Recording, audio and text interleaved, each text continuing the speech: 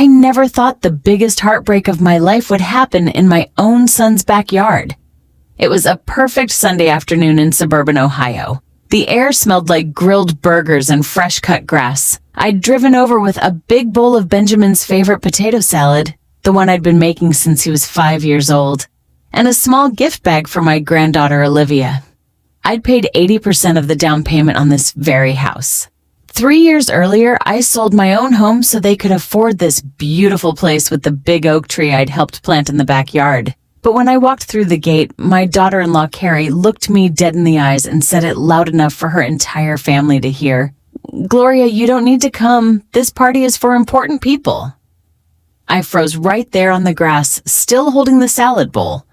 Up on the deck, people laughed and clinked champagne glasses.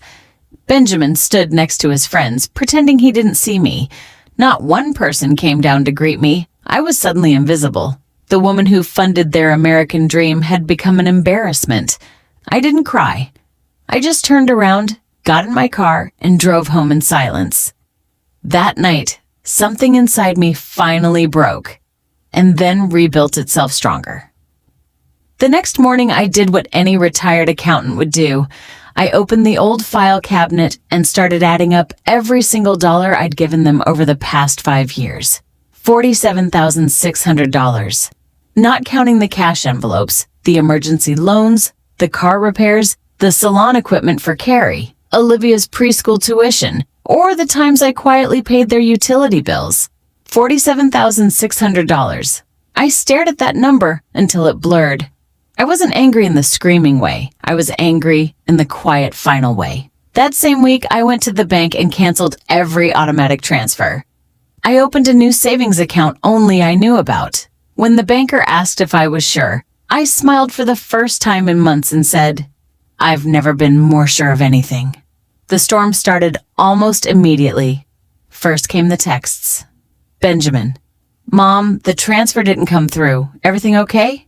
Carrie: "Gloria, we're behind on the mortgage. You know we count on you." I didn't reply. Then the phone calls. Then the guilt trips. And finally, they brought out their strongest weapon. Olivia. My 4-year-old granddaughter had always been kept at a distance. Carrie never let me babysit, never let me hold her for long.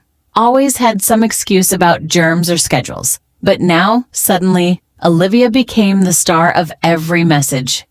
Olivia keeps asking for Grandma. She cried when she heard you're mad at us. Mom, please don't punish your granddaughter because you're upset with us. I sat on my porch reading those messages with tears running down my face. They knew exactly where to twist the knife.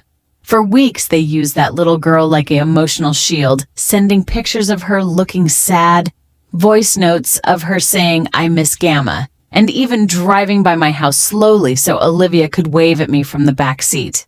It worked for a moment. My heart ached so badly I almost caved. But then I remembered the housewarming party. I remembered standing there like a stranger in the yard I helped pay for. I remembered every polite thank you that was really just send more. I wrote in my notebook that night, "They don't want a grandmother. They want an ATM with a heartbeat." The final confrontation happened on a rainy Thursday evening. I was making tea when I heard a car pull up.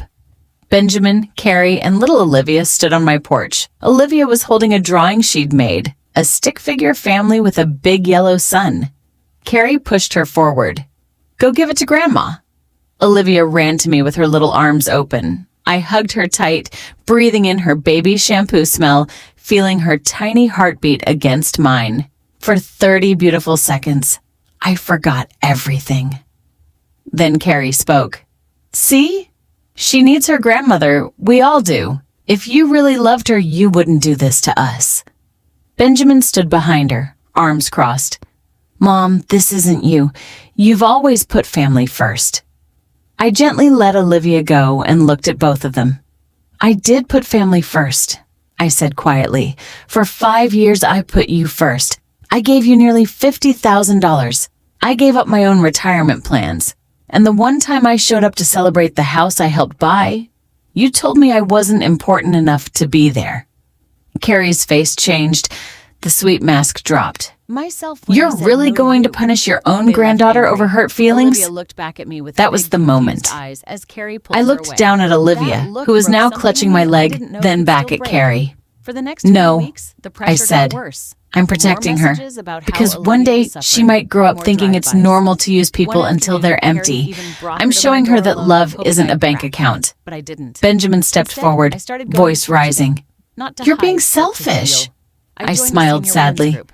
I met Florence, Funny, my that's neighbor, who had exactly been what I through used to almost call. the exact same thing with her son. She became my rock.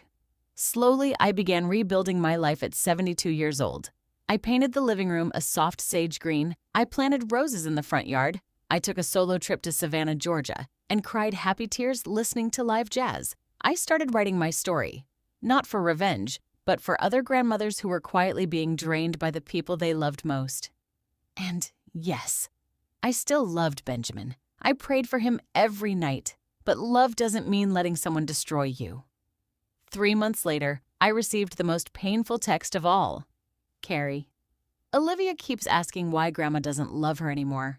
I stared at it for a long time. Then I typed back for the first time in months.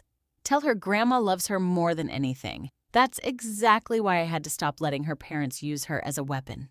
When she's older, I hope she understands. I turned off my phone, walked out to the porch swing I'd just bought, and sat in the golden evening light. My heart was still heavy, but it was finally mine again. They used my granddaughter as a weapon. I chose to break the cycle instead, and for the first time in years, I felt free.